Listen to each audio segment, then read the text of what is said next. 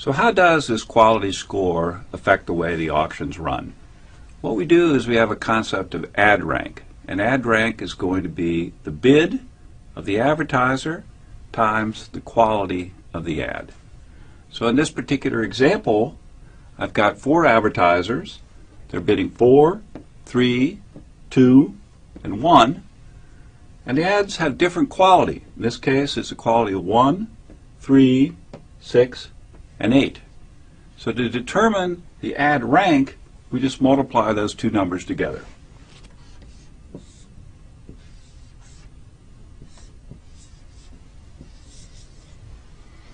And then what we do is we rank the ads by the ad rank. So the best performing ad here is 12. Second best is this ad at 9. Third best is this ad. And up here, the advertiser is bidding 4 has such a low quality that it doesn't get shown at all. So now we know how the ads are ranked. How much do I actually pay for a click? Well, we use the same logic as in the simple example I presented a few minutes ago. Namely, you pay the minimum amount that's necessary to retain your position. So think of advertiser in position 1. He's competing with advertiser in position 2. And the amount that advertiser 1 has to pay is determined by, here's the price he has to pay, here's the quality of advertiser 1, is going to be just enough to beat advertiser 2, who bids B2 and has quality level Q2. So if you solve that equation, the price that advertiser 1 has to pay, his actual CPC, is going to be the ad rank of the advertiser below him divided by the quality score of advertiser 1. So let's see how this works in a slightly more complicated example. Here we've got 3 advertisers, and they're each bidding the same price. So we've got max bid is $4 for each of them. But they have different qualities. In this case, the quality is 8, 6, and 3. So the ad rank is determined by multiplying the bid times the quality to give us ad ranks of 3, 32, 24, and 12. So what determines the price? Well, the price is going to be the ad rank of the advertiser below divided by the quality score of the given advertiser. So in this particular case, it's going to be 24 divided by 8, or 3. In this case,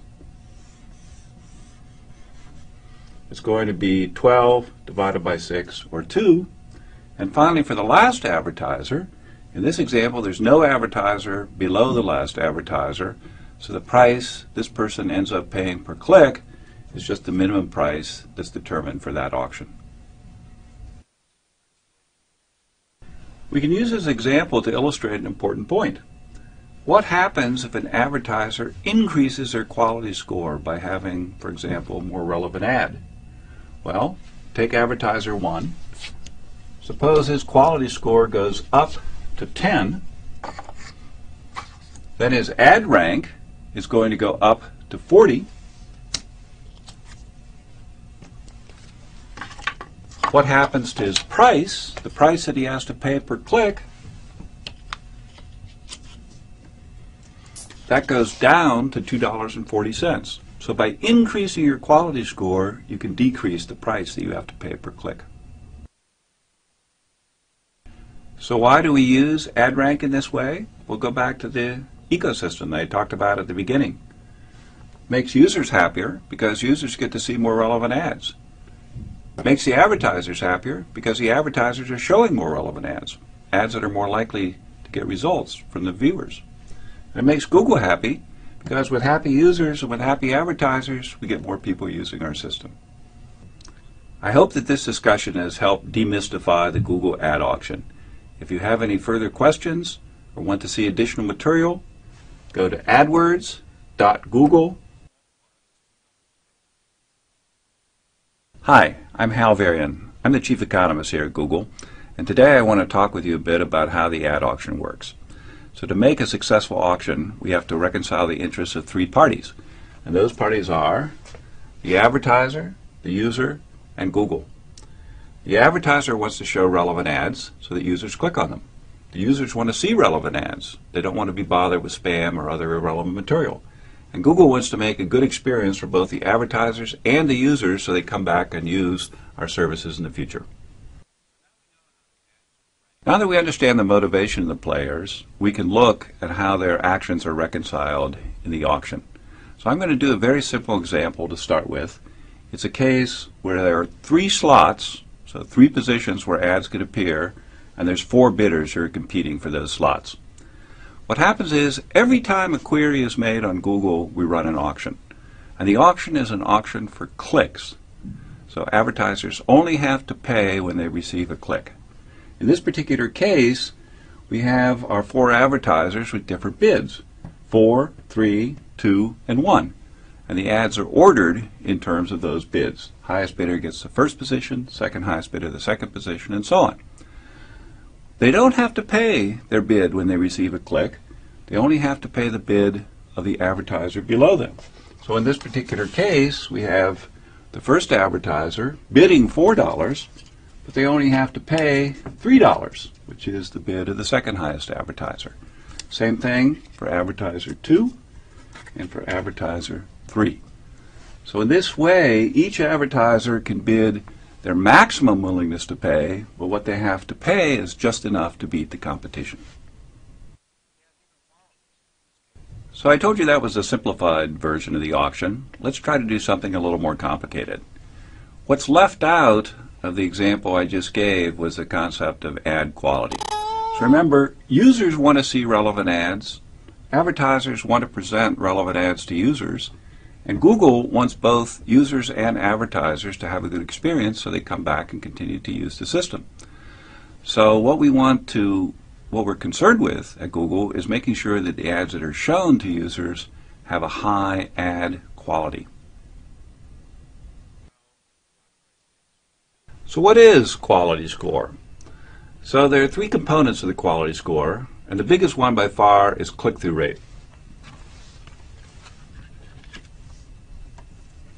By allowing users to vote with their clicks, we have millions of people who are helping us decide which ads are best for each search query. Google's philosophy has always relied on user feedback as a key driver of decision making. So using click-through rate and quality scores is our way of incorporating that feedback into ad serving. Relevancy is the second largest component of quality score.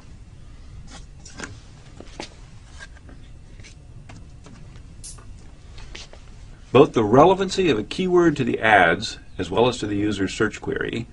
Google determines relevancy by analyzing the language and context of an ad or query and determining how well it relates to a keyword. Google uses relevance to make sure that only useful ads are displayed to users, and it prevents advertisers from paying their way onto a search that's unrelated to their product or service. The third component of quality score is landing page quality.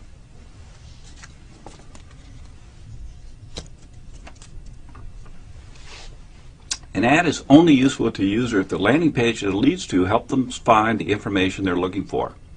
A high-quality landing page should have relevant, original content, be easily navigable with quick load times, a minimum pop-ups or pop-unders, and be transparent about the nature of your business, how your site interacts with a visitor's computer,